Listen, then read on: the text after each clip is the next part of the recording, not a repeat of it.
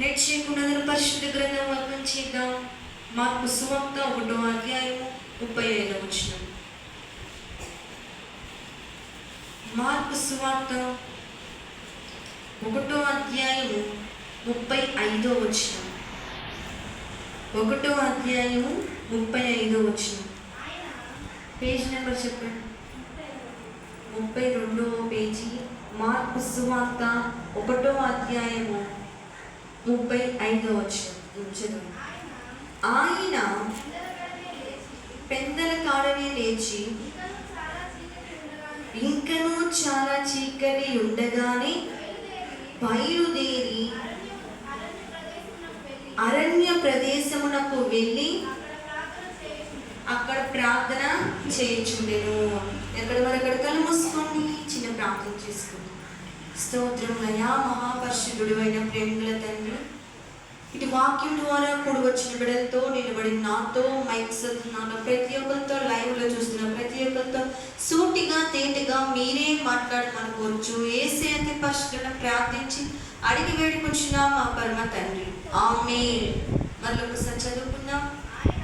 ఆయన పెద్దల కాడనే లేచి ఇంకనూ చాలా చీకటి ఉండగానే బయలుదేరి అరణ్య ప్రదేశమునకు వెళ్ళి అక్కడ మీరు ప్రార్థన చేయుచుండెను. ఎవరు ఆయన? మీ ఆయన. మరి ఎవరు చెప్పండి, ఎవరైనా? యేసుక్రీస్తు ప్రభు పెందల కాడ లేచి అంటే అక్కడే ఉందిగా, ఇంకా చాలా చీకటి ఉండగానే లేచాడంట. మరి మనం ఏ టైం లేచి ప్రార్థన చేసుకుంటున్నాం? బాగా సూర్యుడు కళ్ళలో ఇంటి మీద పడేటప్పుడు లేచి ప్రార్థన చేసుకుంటున్నాం. ఆయన మనకి మాదిరిగా ఉన్నాడు. ఏ రీతిగా అంటే పెందల కాడే. ఆ పెందల కాడ కూడా ఏ రీతిగా అంటే చాలా చీకటిగా ఉండగానే లేచాడంట. ఆ టైంలో లేచి ప్రార్థన చేస్తున్నాడు.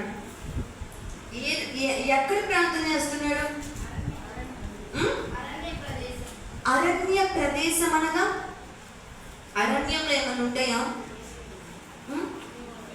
ఉంటాయి, జంతువులు ఉంటాయి, అవి ఉంటాయి. మనుషులు ఉంటారా? ఏమీ ఉండవు.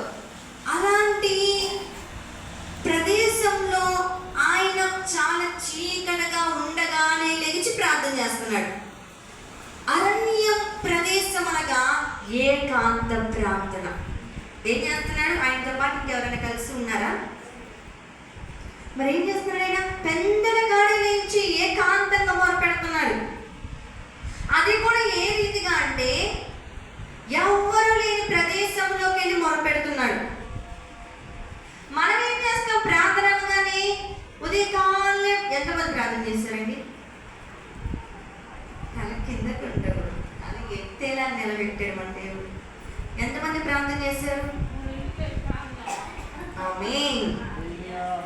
దేవుడు ఏం చేయమంటున్నాడు? తెల్లవారుజామున చీకటిగా, చాలా చీకటిగా ఉన్నప్పుడే ప్రార్థన చేశాడు. అది ఎక్కడ ప్రార్థన చేశాడు? అరణ్యంలో ప్రార్థన చేశాడు. అరణ్యం అనగా ఏకాంతంగా ఎవ్వరూ లేని స్థలంలో ప్రార్థన చేశాడు. మనం ఎలా ప్రార్థన చేస్తామంటే ఉదయకాలే మంచం మీద ఉండగానే ప్రార్థన చేస్తారు. అంటే బాగోకపోతే లేకపోలేని స్థితిలో ఉంటే మంచం మీద చేసినా దేవుడు ఆలకిస్తాడు కాదనక. లేకపోవడం బద్దగా వేసి సోమర్తనంగా కాలు కూడా దించలేని స్థితిలో ఉంటే ప్రార్థన చేయొచ్చు. కాలు దించి అటు ఇటు నడిచే వాళ్ళు ప్రార్థన చేయొచ్చా? మరి ఏం చేస్తున్నాం? మనం ఆ రీతిగా ప్రార్థన చేస్తున్నాం. దేవుడు వాక్యం సెలవిస్తుంది, మీరు అరణ్య మార్గం అంటే ఏకాంతంగా.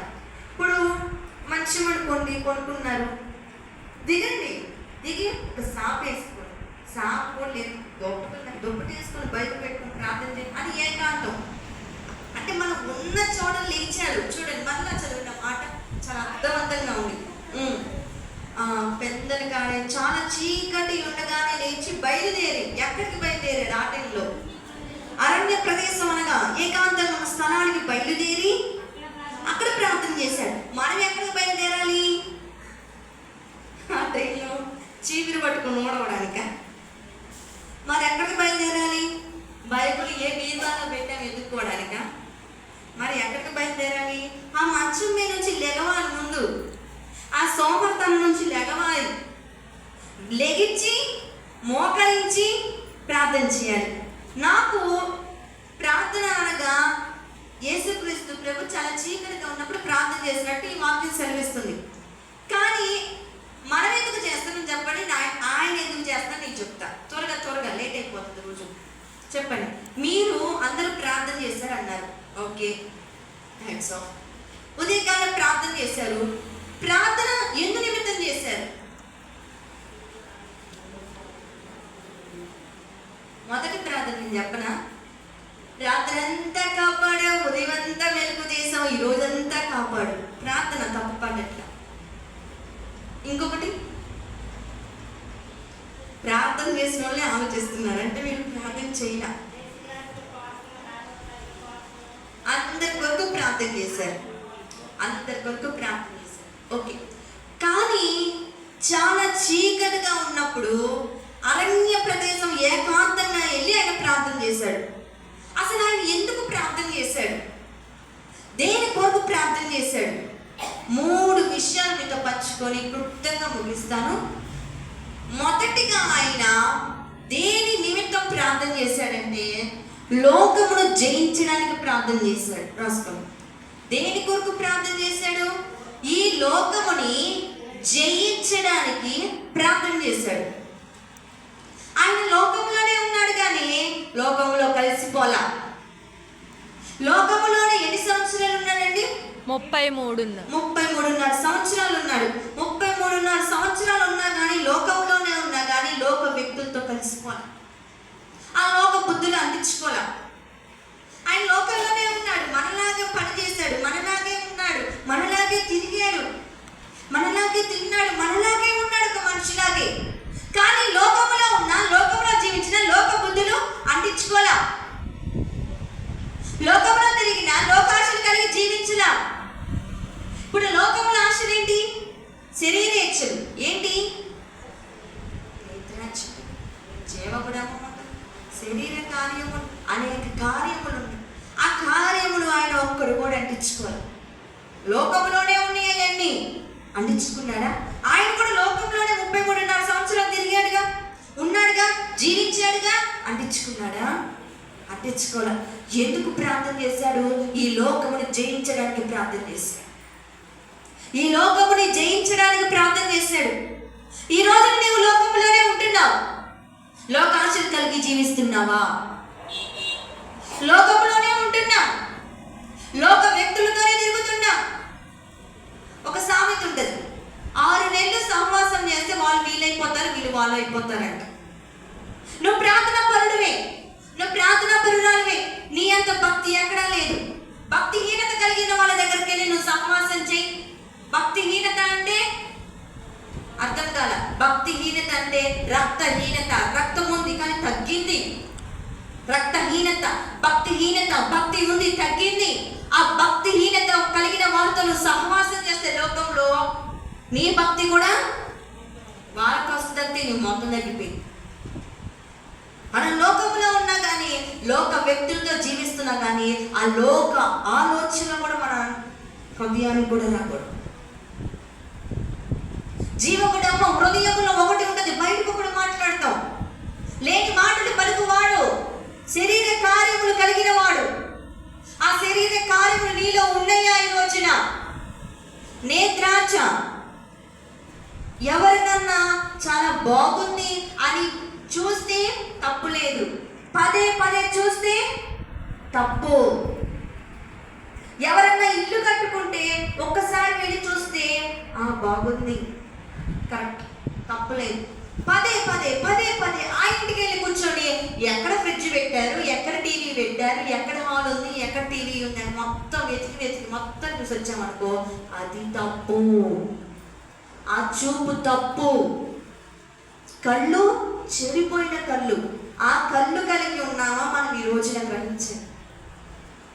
లోకంలోనే ఉన్నాడు, 33.5 సంవత్సరాల లోకంలోనే జీవించాడు, కానీ లోకముని జయించాడు. మనము లోకములో జీవిస్తున్నాం, జయించట్లా.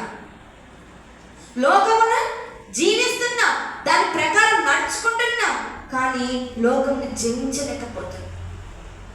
ఎందుకు జయించలేకపోతున్నాం? ఎందుకు జయించలేకపోతున్నాం అంటే హృదయపూర్వకంగా పూర్ణ హృదయంతో పూర్ణ ఆత్మతో ఆయన ప్రార్థన చేయలేకపోతున్నాం. ఆ ప్రార్థన ఇలా ఉంటే మొదటిగా మొదటి జామున చాలా చీకటిగా ఉన్నప్పుడు ప్రార్థన, అరణ్య ప్రాంతంలోకి వెళ్ళి ప్రార్థన చేసిన యేసయ్య అంటున్నాడు, నేను ఈ లోకమును జయించడానికే ప్రార్థన చేశాను. మరి మీరు దేని కొరకు ప్రార్థన చేస్తున్నారు?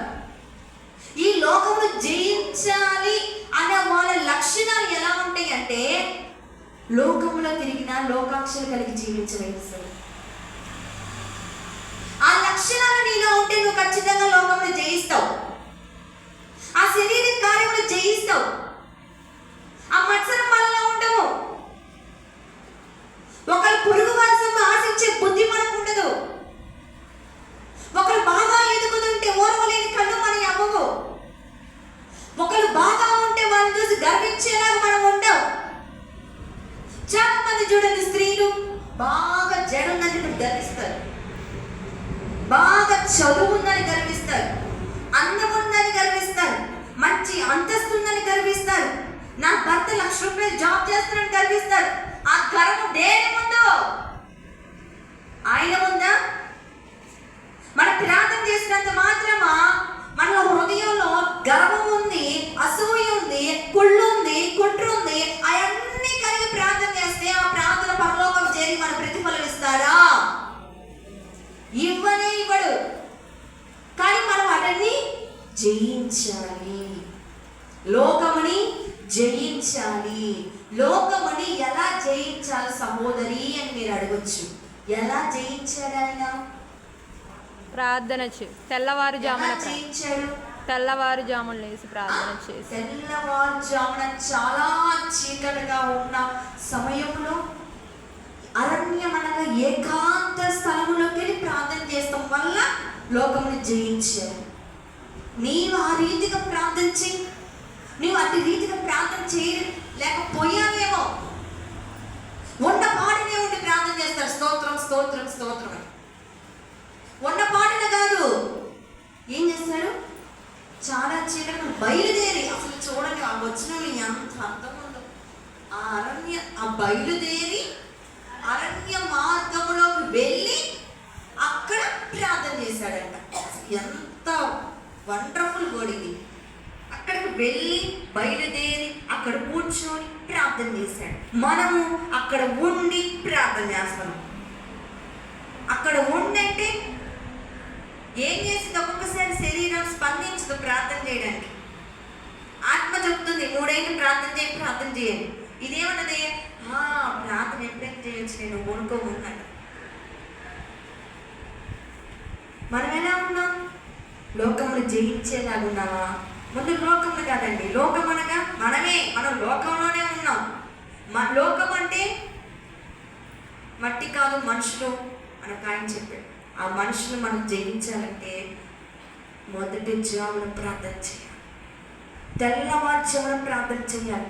ఎంతవరకు? తెల్లవారుజామున ఒకప్పుడు చేశావు ఆ ప్రార్థన, ఇప్పుడు ఏమైంది?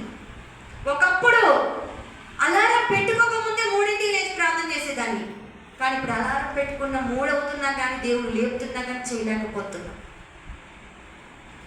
ప్రార్థనలో మనం ఏం చేస్తున్నాం? వెనకాల చేస్తున్నాం, ప్రార్థనలో పడిపోతున్నాం. ఒకప్పుడు గంటలు గంటలు ప్రార్థన చేసి నీవు 5 నిమిషాలు కూడా ప్రార్థన చేయని స్థితికి వచ్చామంటే ఏంటి? లోకంలో కలిసిపోతున్నాం, ఆ శరీరేచ్ఛలు కలిగి జీవిస్తున్నాం, జీవపు డమ్మను కలిగి జీవిస్తున్నాం. వాటన్నిటిని జయించాలంటే మొదటి స్థితి నీకు రావాలి. మొదటి జామున ప్రార్థన చేసిన యేసయ్య మనకు మాదిరిగా ఉన్న రీతిగా ఆ రీతిగా నువ్వు ప్రార్థన చేయి. ఎందుకు జరగట్లేదు నీ కార్యాలు? అప్పుడు ఆ ప్రార్థన నువ్వు ఎప్పుడైతే నీ జీవితంలో ప్రారంభిస్తావో నీ కుటుంబంలో గొప్ప కార్యాలు చేయడం ప్రారంభిస్తాడు. అమ్మ చూడండి, ఇంకొకటి మూడనంగా ఇంకొకటి, దేవుడు దేన్ని జయించడానికి ప్రార్థన చేసి ఉంటాడు?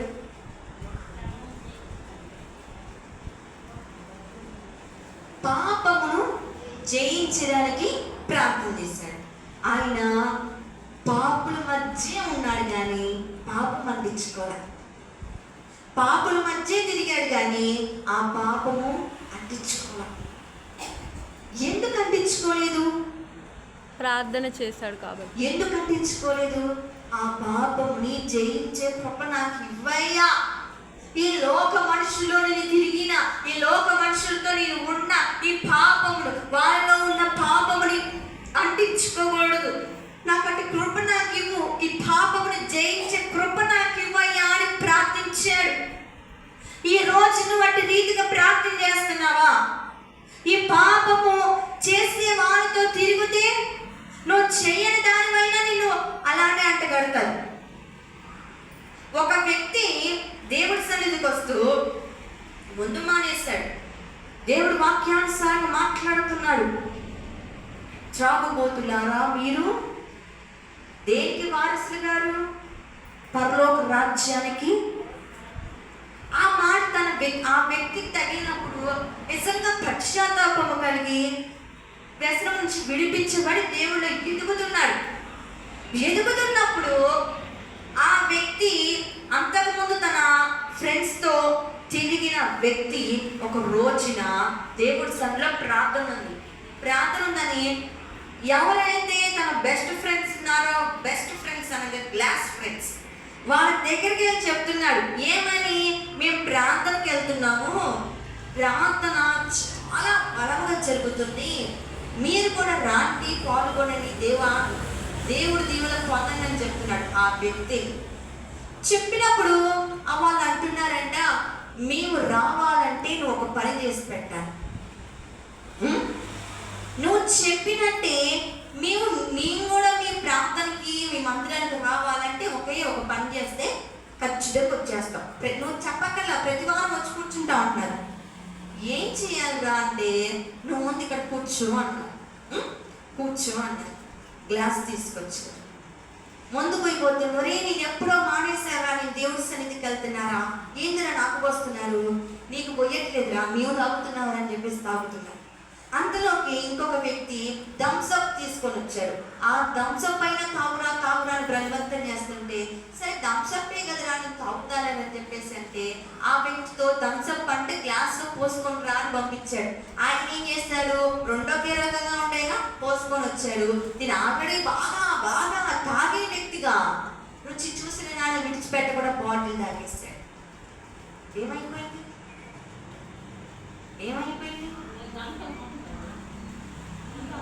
పాపంలోకి తాగేశాడు.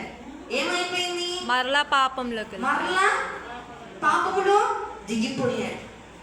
మరలా ఆ పాపములో మునిగి తేలుతున్నాడు. ఒక వ్యక్తి ముందు తాగే వాడితో సహవాసం, తాగని వ్యక్తి సహవాసం చేస్తే తాగకపోయినా తాగేవాడా అంటారు. ఆయన పాపుల మధ్యలో ఉన్నా కానీ ఆ పాపం ఏనాడు అంటించుకోలే. నాలో ఎక్కడ పాపం ఉందో వెతకండి అని సవాల్ ఇస్తున్నాడు ఆయన. మరి ఎంత గొప్ప దేవుడండి ఆయన. మనం లోకములో ఉంటున్నాం, లోక పాపములో ఉంటున్నాం. ఈ పాపం అంటించుకునే వారిలాగా ఉన్నామా? దీన్ని చూసి విడిచిపెట్టేలాగా ఉన్నామా? ఈ పాపమును జయించే వారిలాగా ఉన్నామా? మనం ఈరోజు ఏ స్థితిలో ఉన్నాం గ్రహించండి. ఏ పరిస్థితిలో జీవిస్తున్నాం గ్రహించండి. నువ్వు ఎలా ఉంటున్నావు ఈ రోజున? ఆ పాపము చేసే వ్యక్తితో సహవాసము చేస్తే నువ్వు చేయకపోయినా నువ్వు అలాంటి వ్యక్తివే అంటారు. నీకు అలాంటి పరిచయం లేకపోయినా అలాంటి వ్యక్తితో పరిచయం కలిగిన వ్యక్తితో సహవాసం చేసిన నువ్వు అలానే అంటారు. నువ్వు ఎలా ఉంటున్నావు ఈ రోజున? నువ్వు ఏ స్థితిలో ఉంటున్నావు? దేవుడు వాక్యం సెలవిస్తుంది, ఆయన రేయి మొదటి జామున ఎందుకు ప్రార్థన చేశాడు? పాపమును జయించడానికి ప్రార్థన చేశాడు. మరి నువ్వు 6ంటికి దేని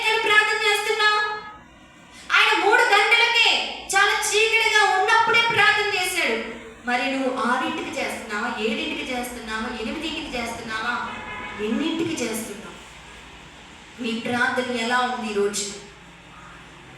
నీ ప్రార్థన నీ కుటుంబాన్ని కట్టుకునేలాగా ఉందా? నీ కుటుంబాన్ని మార్చేలాగా ఉందా? నీవు ఆ పాపంలో జీవించేలాగా ఉందా? ఈ రోజున నువ్వు ఏలా ప్రార్థన చేస్తున్నావు?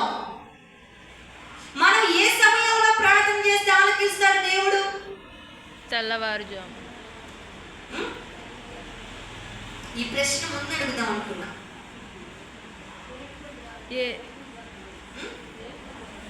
వేకువజామున ప్రార్థన చేస్తే ఆలకిస్తాడు. నేను ఇదే ప్రసంగం మా మందిరంలో చెప్పినప్పుడు ఒక సహోదరి సాక్ష్యం చెప్పింది.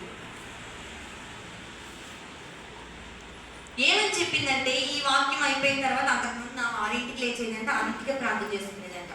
నిజంగా నిజాయితీగా చెప్పింది, ఒప్పుకుంది, చెప్పింది నాకు వచ్చి దగ్గరికి. సరే ఈ రోజు నుంచి 3ంటికి లేచి ప్రార్థన చేయి, రేపు మొదటి జామున ఆయన చేశాడుగా ప్రార్థన, నీవు కూడా 6ంటిగా ప్రార్థన చేయి అని చెప్పాను. చెప్పినప్పుడు ఒక 2 రోజులు బాగానే చేసిందంట. ఏం చేస్తారు? ఒక 2 రోజులు ఆహా నా అంత తోడు లేరని చెప్పేసి చేసేస్తారు. 3వ రోజుకి స్పందించట్లేదండి శరీరం, అంతే ఇటు తిరిగి కొనుక్కుందంట. మళ్ళీ ఇట్లా లేపుతున్నాడంట, నువ్వు ప్రార్థన చేయండి, మళ్ళీ ఇటు తిరిగి కొనుక్కుందంట. అట్లా వారం రోజుల వరకు అసలు తెల్లవారుజాము లేకపోతే ప్రార్థన చేయలేకపోతుంది. అప్పుడు ఆ సహోదరికి ఒక సమస్య వచ్చి పడింది. ఏమొచ్చిందంటే, పొలం కాగితాలు ఒక వ్యక్తి ఇస్తానన్నాడట. ఆమెకైతే ఒక వ్యక్తి అక్కడ పెట్టిన ఇస్తానన్నాడట. ఎప్పుడైతే ప్రార్థన చేయడం మానుకుందో ఆ వ్యక్తి ఇంటికి వచ్చి చెప్పాడట, నేనేమో నువ్వేం చేసుకుంటావు చేసుకున్నాను. పెద్ద సమస్య వచ్చింది, అసలు మామూలు సమస్య కూడా కాదు. ఎక్కడికి వెళ్ళాలి? వాళ్ళు వృద్ధాప్యంలో ఉన్నారు, సహోదరులు ఇద్దరు చాలా వృద్ధాప్యంలో ఉన్నారు. బిడ్డ ఏమో జాబ్ చేస్తూ ఉన్నాడు, 2 కూతుర్లేమో, కూతురు చనిపోయి ఇంకో కూతురు పెళ్ళి అక్కడికి వెళ్ళిపోయింది. వృద్ధాప్యంలో ఉన్నారు. ఎక్కడికి వెళ్ళాలి? ఎవరి దగ్గరికి వెళ్ళాలి? ఏం చేయాలి? అర్థం కావట్లేదు. ఏడుస్తా అంతే ప్రార్థన చేసుకుంటా, అంతే కొనుక్కుంటా. 3ంటికి నేను ఈ వాక్యం చెప్పినట్టు అక్కడ చెప్పినట్టు అదే స్వరం వినపడుతుందంట. తెల్లవారుజామున మొదటి జామున యేసయ్య ప్రార్థన చేశాడు. ఆ ప్రార్థన నువ్వు చేస్తే దేవుడు నీవు ఏదైతే అడుగుతున్నావో అది ఖచ్చితంగా దేవుడు నీకు ఇస్తాడు అనే స్వరం నీ చెప్పినట్టే వినపడిందంట. ఎక్కడ చూసినా నేను లేనంట. ఓహో, ఆ రోజున ఝాన్సీ చెప్పింది కదా, అలా ప్రార్థన చేస్తే నిజంగా జరిగిద్దా నాకు అని ప్రార్థన చేసింది. అసలు సాక్ష్యం ఝాన్సీకి చెప్తుంది, ఆమె చెప్పింది నేను చెప్తున్నా.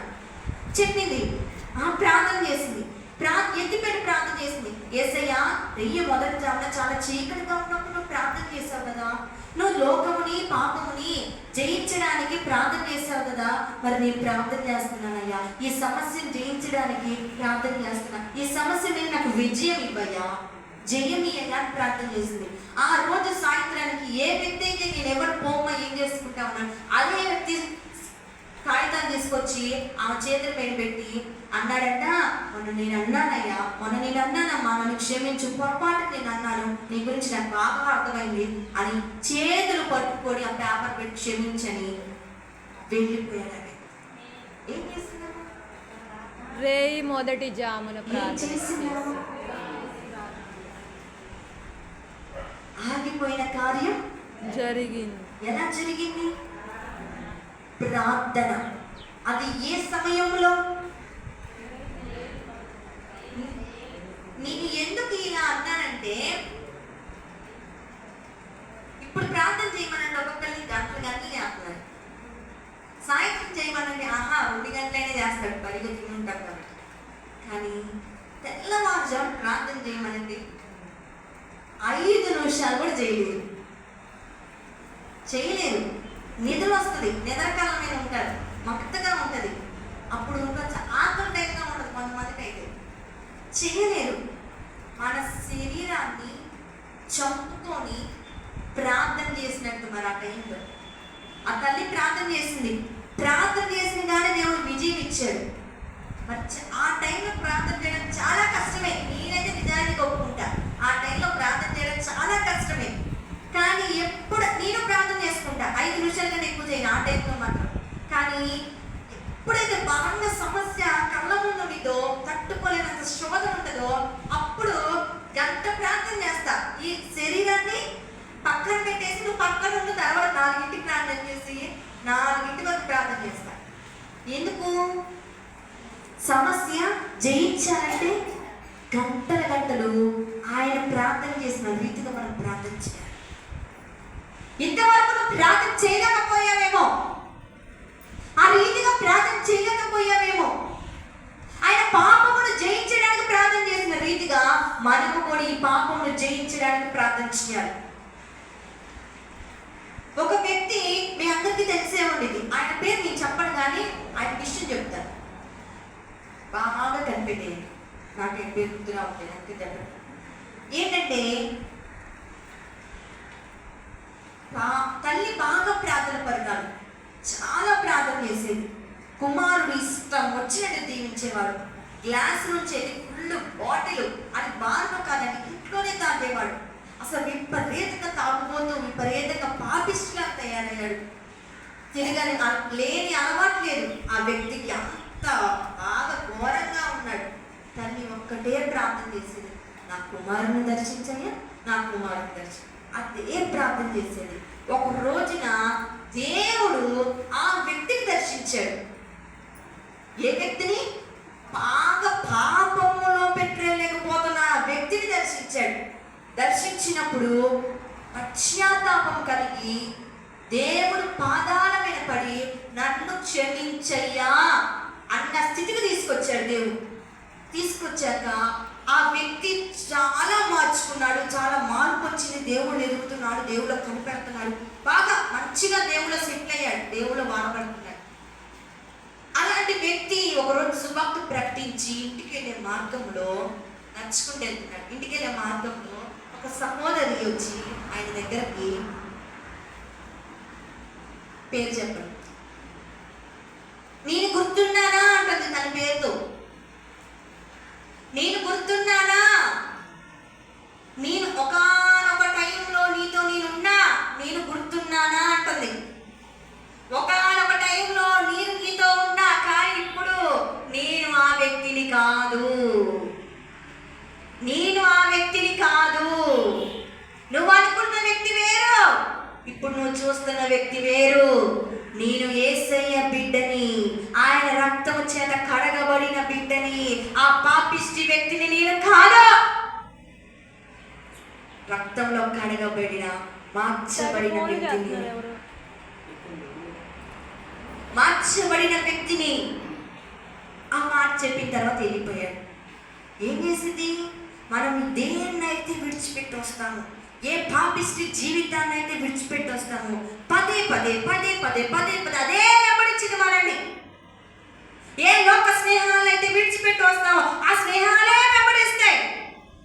ఏ వ్యక్తులను అయితే విడిచిపెట్టి వస్తామో ఆ వ్యక్తులే కనబడతారు. మనం ఎవరినైతే చీ అని వదిలేస్తామో వాళ్ళే కనపడతారు. ఆ లోక స్నేహాలే కనపడతాయి. కనపడినా కానీ యేసయ్య ఏం చేశాడు? పాపాన్ని జయించాడు. నీవు కూడా ఆ పాపాన్ని జయించాలంటే, విడిచిపెట్టాలంటే రేపు మొదటి జన్మ ప్రార్థించు. ఆ పాపముని నేను దేవుడు నీకు జయమిస్తాడు. మూడోది చెప్పండి, మరణం మీద చనిపోయి తిరిగి లేచాడా? మీరు అసలు అక్కడనే ఉన్నారు, మాట్లాడట. చెప్పండి, లేచాడా? మరి ఆయన ఏం పొందుకున్నాడు అక్కడ? జీవం. ఏం పొందుకున్నాడు? జయం పొందుకున్నాడు. దేని మీద? మరణాన్ని జయించి తిరిగి లేచాడు. మరణం ముందు కూడా లెక్కల. అసలు ఆ మాటలు, ఆయన మాటలు ఒక్కొక్కటి వింటుంటే చాలా బాగుంటాయి. మరణాలు కూడా తిరిగి లేచాడు, జయించాడు. మరణాలు కూడా జయించాడు. మరణం అనగా రోగమును జయించేవారిలాగా మనం ఉండాలి. ఆ బలహీనతలను జయించేవారిలాగా మనం ఉండాలి. ఆ బలహీనతను చూసి కృంగిపోయేవారిలాగా మనం ఉండకూడదు. ఆ బలహీనతను చూసి భయపడేవారిలాగా మనం ఉండకూడదు. ఆ రోగాలు చూసి కృంగిపోయేలాగా, నీరసించిపోయేలాగా మనం ఉండకూడదు. ఆయన మరణాన్ని జయించాడంటే మనం ఏం చేయాలి? మరణం అనగా బలహీనతలు, మరణం అనగా వ్యాధులు, మరణం అనగా అప్పు సమస్యలు, జయించే వాళ్ళ మనం ఉండాలి. ఈ రోజు మీరు రోగమును ఎందుకు జయించలేకపోతున్నా చెప్పు? మీ బలహీనతను మీరు ఎందుకు జయించలేకపోతున్నారు? ఎందుకు జయించలేకపోతున్నారు? ఒక్కొక్కరికి ఒక్కొక్క బలహీనత ఉంది. ఒక్కొక్కరికి ఒక్కొక్క బలహీనత. అది అనారోగ్యం విషయంలో కావచ్చు, ఇంకొకరికి యవనస్తులకైతే ఇదే బలహీనత. కొంతమందికి అయితే టీవీయే బలహీనత, కొంతమందికి అయితే బుక్స్ చదువుతూ ఉంటారు. బైబిల్ కాదండి, బుక్స్ చదువుతూ ఉంటారు. ఆ బుక్సే బలహీనత, ఇంకా ఏ చదువుతూనే ఉంటారు. కొంతమందికి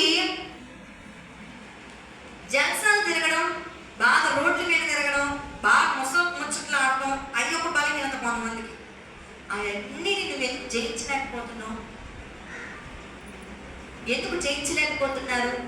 మేము ఎంత ప్రార్థన పరులమేగా ఎందుకు జయించలేకపోతున్నాం? మేము ఆ ప్రశ్న నీకు రావాలి ఈ రోజున. ఎందుకు జయించలేకపోతున్నావంటే అపవాది ఏం చేస్తుందంటే ఆ బలహీనతే నీ ముందు పెట్టింది. నువ్వు ఎంత ప్రార్థన చేసినా, నువ్వు ఎంత వాక్యం ధ్యానించినా ఆ బలహీనతని ముందు పెట్టేసరికి నువ్వేం చేస్తావు అంటే ఆ బలహీనతనే చూస్తావు. వాళ్ళు ఏం చేస్తారండి? ఐగుప్తు దేశం నుంచి వస్తా ఎర్ర సముద్రం ముందు రాగానే సముద్రమే చూసి ఆగిపోయాడు. వెనకాల ఫరో సైన్యం చూసి ఆగిపోయారు. మనము ఆ బలహీనతను చూసి ఆగిపోతున్నాం, సమస్యను చూసి ఆగిపోతున్నాం, కృంగిపోతున్నాం. బండ లాంటి సమస్య నీ ముందు పెట్టినా ఆ బండను కూడా కొట్టగల సమర్థుడు నాతో ఉన్నాడు అని విశ్వాసం నీకెందుకు రావట్లా? మనమైతే ఆ బండని కదిలించలేం, మనమైతే ఆ కొండని నెట్టలేం, మన వల్ల కాదు, మనకు అసాధ్యం. ఆ కొండని సైతం బద్దల చేయగల సమర్థుడు నీతో ఉంటే నువ్వు ప్రార్థన చేస్తే దాని మీద జయం పొందలేవా? నువ్వు ప్రార్థన చేస్తే విజయం నీది అవ్వదా? ఈరోజు నీ ప్రార్థన ఎలా ఉంది? నీ ప్రార్థన ఎలా ఉంది? ఆయన ప్రార్థించాడు, మరణాన్ని జయించాడు. ఆయన ప్రార్థించాడు, లోకమును జయించాడు. ఆయన ప్రార్థించాడు, ఏ రీతిగా పాపమును కూడా జయించాడు. మన ప్రార్థన ఎలా ఉంది? మరి నువ్వు ఏ రీతిగా ప్రార్థన చేస్తున్నావు గ్రహించు. బైబిల్ గ్రంథంలో ఒక్క వ్యక్తి గురించి నేను చెప్పి ముగిస్తాను, చూడండి లేట్ అవుతుంది. కీర్తన గ్రంథం 55:17.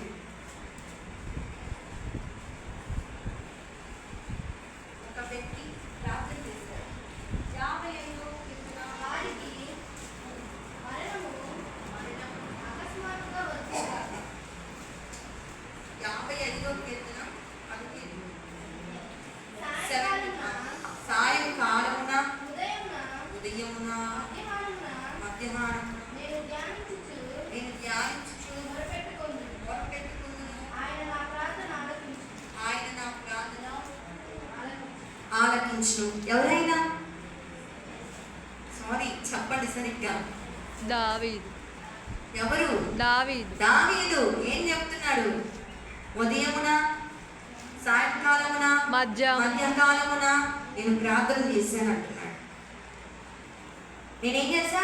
ప్రార్థన చేశాను అంటున్నాడు. మరి నువ్వు ఎప్పుడెప్పుడు ప్రార్థన చేస్తున్నావు? ఏ సమయంలో ప్రార్థన చేస్తున్నావు? ఆ ప్రార్థన ఎలా ఉంది అసలు? స్తోత్రం స్తోత్రం స్తోత్రం అని చెప్పేసి నిద్రపోయే ప్రార్థన కాకుండా స్తోత్రం స్తోత్రం ఆమేన్ అనే ప్రార్థన లాగా ఉందా? హల్లెలూయా,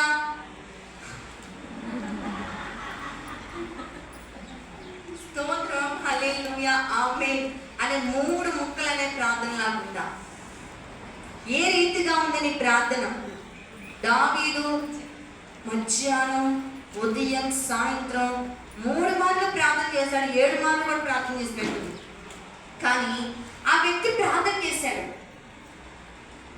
మన అదే వచనంలో అదే అధ్యాయం కాకుండా సేమ్ అలాంటి టాపిక్ ఇంకో చోట ఉంది చూడండి. 65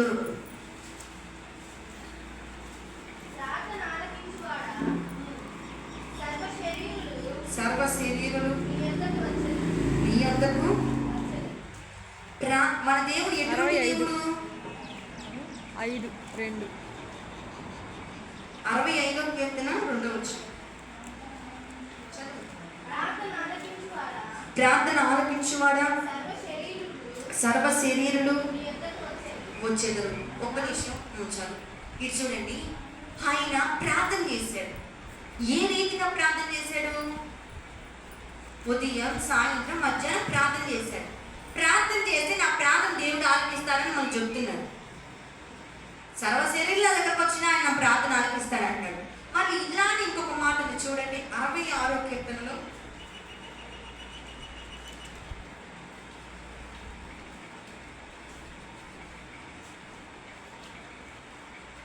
18వ వచనం. నా హృదయము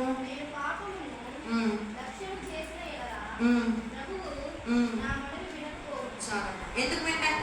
అక్కడేమో సర్వశరీరులందరూ నా దగ్గరకు వచ్చినా నేను ప్రార్థన ఆలకిస్తాను అంటున్నాడు. మరి ఇక్కడికి వచ్చేసరికి ఎందుకు మాట్లాడుతున్నాడు? నేను మీ మనకు వినను అని ఎందుకు అంటున్నాడు? పాపం చేసి. ఎందుకంటే హృదయంలో పాపం ఉంటే ప్రార్థన నేను వినను. ఎన్ని మార్లు? మధ్యాహ్నం, ఉదయం, సాయంత్రం, జామున చేసిన వినను. నేను వినను. ఎందుకు వినను? హృదయంలో పాపం ఉంది కాబట్టి. హృదయంలో పాపము లక్ష్యము చేసిన ఎడల నువ్వు ఎంత కన్నీరు ప్రార్థన చేసినా, ఎంత ఉపవాస ప్రార్థన చేసినా, ఎంత ప్రార్థన పరురాలైనా కానీ నీ మనవి దేవుడు ఆలకించడు. నీ ప్రార్థనకి జవాబు రాదు. నువ్వు ఎంత ప్రార్థన చేసినా. అదే మాట కింద చదవడం ఒకసారి. ఎందుకు ఆలకించాడు?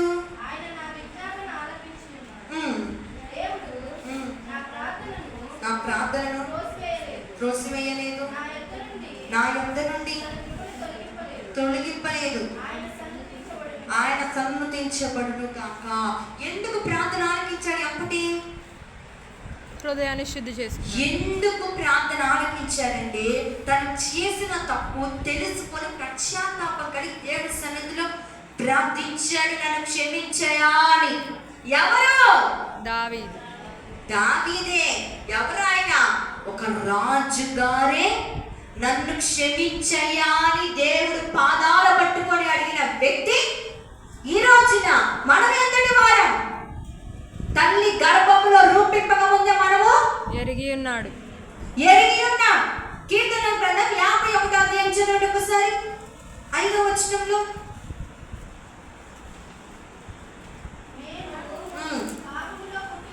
పాపములో పుట్టినవాడు పాపములోనే. ఎలా అంట? పాపములోనే మనం పుట్టి ఉన్నాం. పాపములోనే మనం పుట్టి ఉన్నాం. హృదయంలో పాపము లక్ష్యం చేసింది ఎడగా నేను మీ మనవి ఆలకించను. నువ్వు ఎన్ని మార్లు ప్రార్థన చేసినా నేను వినను. ఎప్పుడైతే ఆ మాట తను తెలుసుకున్నాడు, రాజుగారు ఏం చేశారు? పశ్చాత్తాపం కలిగి ప్రార్థించాడు, నన్ను క్షమించయ్యా. ఈ రోజున మన హృదయంలో పాపం ఉన్న ఎడల మేమే తప్పు చేయలేదంటే ఈ వాక్యం నేను చూపిస్తా ఏ మనిషికైనా. నేను పాపములోనే పుట్టినవాడును. ఇంతప్పుడే పాపంలో నుండి వచ్చా, ఎంతైనా పాపం చేయలేదండి ఏ వ్యక్తి నేను నమ్మడు. మన పాపములోనే పుట్టి ఉన్నాము కాబట్టి హృదయంలో పాపం ఉన్న ఎడలను ఎంత ప్రార్థన చేసినా వ్యర్థమే, వ్యర్థం. నువ్వు ప్రార్థన ఆయన ఆలకించువాడే.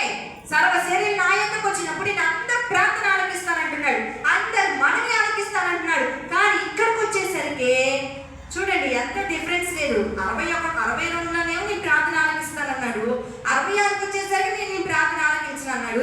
ఎందుకన్నాడు? హృదయంలో పాపం ఉంది కాబట్టి నేను ఆలకించను అన్నాడు. ఆ పాపం మన హృదయంలో ఎంత ప్రార్థన చేసినా వ్యర్థము. కానీ ఈ మాట చూడండి, 141వ కీర్తన 2.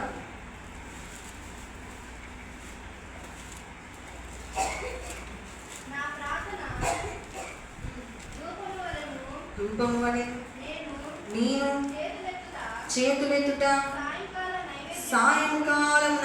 నైవేద్యము వలెను నా దృష్టికి నీ దృష్టికి అంగీకారము అవును గాక.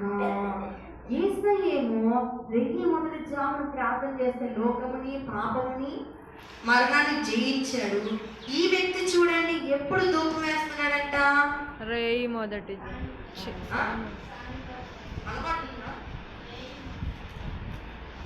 అనుమతి నీకున్నా 62లోనేమో నేను మీ ప్రార్థన ఆలకిస్తాను. వినండి, 66కి వచ్చేటప్పుడు మీ ప్రార్థన ఆలకించినాను. నేను ఎందుకన్నాడంటే మన పాపం ఉంది కాబట్టి ఆలకించినాడు. తర్వాత కింద వారికి వచ్చేసరికి నేను ఆలకిస్తాను అన్నాడు. ఎందుకు తను ఒప్పుకున్నాడు కదా. ఇక్కడ చూడండి దావీదు గురించి, ఆయన సాయంకాలం నైవేద్యం అంటే ప్రార్థనే నైవేద్యం అంటే అంతేగా దోషనాలు గార్లు ప్రార్థనే. ఆ ప్రార్థన ఏ టైంలో చేశాడు? సాయంకాలం. ఈ వాక్యం చెప్పక ముందు నాకు తెలియదు సాయంకాలం ప్రార్థన చేయాలని తెలియదు అసలు నాకు కూడా. ఎప్పుడైతే ఈ వాక్యం చెప్పినప్పుడు నాకు తెలిసింది దేవుడు వాక్యం చెప్పేవారితో వినేవారితో మాట్లాడతారనే రీతిగా నాతో కూడా మాట్లాడాడు. దావీదు ప్రార్థన చేశాడు. ఏ టైంలో? సాయంకాలం. నా ప్రార్థన ధూపం వలెను నేను చేతులెత్తుట సాయంకాలము నైవేద్యం వలెను నీ దృష్టికి అంగీకారమును గాక. ఏ సమయము? సాయంకాల సమయమును ప్రార్థన చేశారు. సాయంకాల సమయం మీరేం చేస్తారు? నేను చెప్పనా? పనులన్నీ అయిపోయి ఇంటి ముందు కూర్చుంటారు. వచ్చేసి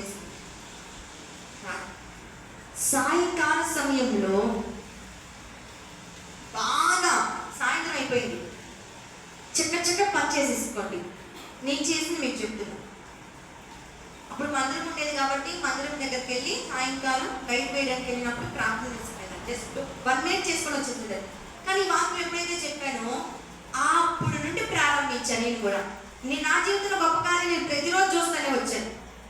సాయంకాల సమయంలో చూడు, నేను చేతులెత్తుట సాయంకాలం నైవేద్యం వలెను. ఆయన దృష్టికే, ఎవరి దృష్టి? దేవుడి దృష్టికి అంగీకారంగా ఉందంట ఆ ప్రార్థన. యేసయ్యేమో చాలా చీకటిగా ఉన్నప్పుడు ప్రార్థన చేశాడు.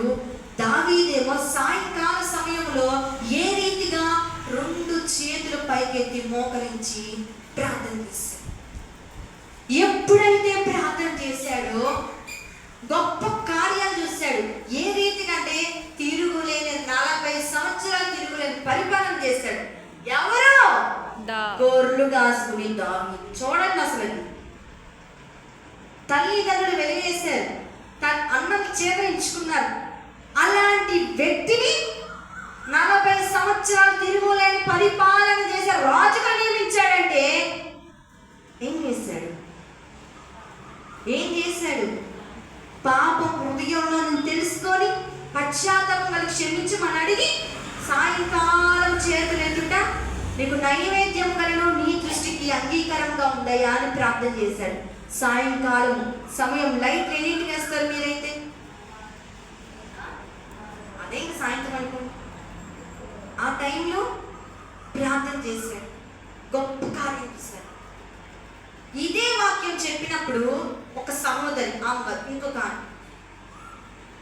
ఒకటే తగలదు ఎవరికి, ఒక్క మాటే వచ్చింది హృదయానికి. ఆ సహోదరికి నాకు కూడా ఇదే మాట తగిలింది. నేను చేతులెత్తుట సాయంకాలం నైవేద్యం వల్ల నీ దృష్టికి అంగీకారం అంటే మనిషి దృష్టికి మనం మెప్పు పొందడానికి మనం ఎలా ఉంటాం చూడండి. చాలా అందంగా రెడీ అవుతాం, బాగా మనం మెచ్చుకోవడానికి, బాగా చదువు మంచి మార్కులు తెచ్చుకొని మనం మెచ్చుకుంటారు.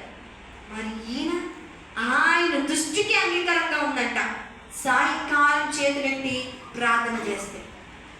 ఈ పాయింట్ నేను పట్టుకొని ప్రార్థన చేసి సాయంత్రం రోజు చర్చికి వెళ్ళేదాన్ని. ఆడేటప్పుడు లైట్ లేదండి, వెళ్ళి మినిమం ఒక 10 నిమిషాలైనా చేతులు నొప్పులు ఎంతసేపు దీన్ని దించకుండా ప్రార్థన చేశారు. నొప్పులు వచ్చే వరకు ప్రార్థన చేసేదాన్ని. అది ఎంతసేపు అయినా కానీ ప్రార్థన చేసేదాన్ని. గొప్ప కాలం నేనైతే చూశాను. కానీ ఆ సహోదరి వాక్యం కట్టినప్పుడు వాళ్ళ ఇంట్లో బియ్యం అయిపోయింది. చెప్పిన సాక్ష్యం, బియ్యం అయిపోయి వాళ్ళ ఊర్లో మీటింగ్ పెట్టాలి.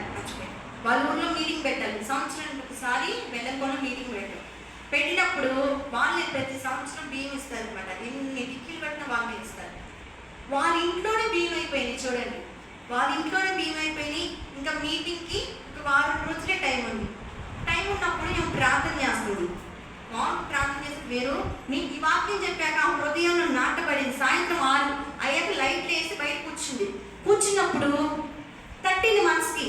ఆ ఇంటికి సాయంకాలం దావీదు ప్రార్థన చేశాడు. చదువుకోలేదు, చదువురాడు, ప్రార్థన చేశాడని ఝాన్సీ చెప్పింది కదా, నిజంగా నేను కూడా ఇప్పుడు ప్రార్థన చేద్దాం ఏమైందా అని చెప్పేసి నమ్మకంతో ప్రార్థన చేసింది. ఒక అరగంట సేపు చేసిందంట. ప్రార్థన చేసినప్పుడు ఆమె ఒక్క టిక్కీ చాలయ్యా వండుకోవడానికి, ఇంకొక టిక్కీ ఏమో భోజనాలకి అని 2 టిక్కీల గురించి ప్రార్థన చేసింది. వినండి అసలు ఎంత ఎత్తిపెట్టి ప్రార్థన చేసింది. 2 టిక్కీలే కావాలి. ప్రార్థన చేసినప్పుడు దేవుడు ఆ ప్రార్థన ఆ సమయంలోనే ఆలకించి సాయంకాల సమయం నైట్ కొనుక్కునే టయానికి తన భర్త షాప్కి వెళ్ళి వచ్చినప్పుడు ఒక ఆటోలో 4 బియ్యం టిక్కీలు వేసుకొని వచ్చాడు. 4 బియ్యం టిక్కీలు వేసుకొని వచ్చాడు. ఎందుకు వేసుకొచ్చాడంటే ఆ షాప్లో ఓనర్ అన్నాడంట, మేము కొత్త బియ్యం కొనుక్కున్నాము, పాత బియ్యం 4 టిక్కీలు ఉన్నాయి, మీరు తీసుకొని వండుకోండి, మీరు పిల్లలు ఉన్నారు వండుకోండి అని చెప్పేసి ఫ్రీగా 4 టిక్కీలు ఇచ్చారు. గొప్ప దేవుడు, క్లాప్స్ కొట్టండి. మరి ఎంత గొప్ప కార్యం చేశాడు. అదేగాక ప్రార్థనకి వాళ్ళ ఇంట్లోనే ఉంటాం. మేము ప్రార్థనకి వెళ్ళినప్పుడు పాస్టర్ గారు వచ్చినప్పుడు ఏదైనా వాళ్ళకి ఇవ్వడానికి, ఏదైనా వండి పెట్టడానికి కానీ ఏదైనా కావాలని చెప్పేసి దాని గురించి కూడా ఆ సమయంలో ప్రార్థన చేసినప్పుడు ఆమె అకౌంట్లో అంత ఒక 500 తప్ప ఎక్కువ ఉండవంట. తర్వాత రోజు ఈ టిక్కీలు వచ్చినాయిగా, తర్వాత రోజు అసలు ఎంత ఉన్నాయా అని చూసుకుందామని వెళ్ళిందంట. దేవుడు ఎంత గొప్ప కార్యం చూడండి. అసలు 500 ఉంటే 500 పక్కన ఇంకొక 0 వేసి 5000 ఉన్నట్టు చూపించిందంట. అసలు ఆమె తెలియలేదు. నా అకౌంట్లో 5000 ఉండడం ఏంటి? 500 మొన్న చూసి వస్తే ఇదేంటి ప్రార్థన గుర్తొచ్చింది. సాయంకాల సమయంలో దావీదు చేసినట్టు నేను చేశా. ఆయన దృష్టికి అంగీకారంగా ఉంది కాబట్టి దేవుడు నన్ను 2 మిరాకిల్ చేశాడని గొప్ప సాక్ష్యం చెప్పింది. నేనే ఆశ్చర్యపోయాను అసలు ఆ సాక్ష్యానికి. ఓహో, అట్లా ప్రార్థన చేస్తే అట్లా నేను చేసేయాలి.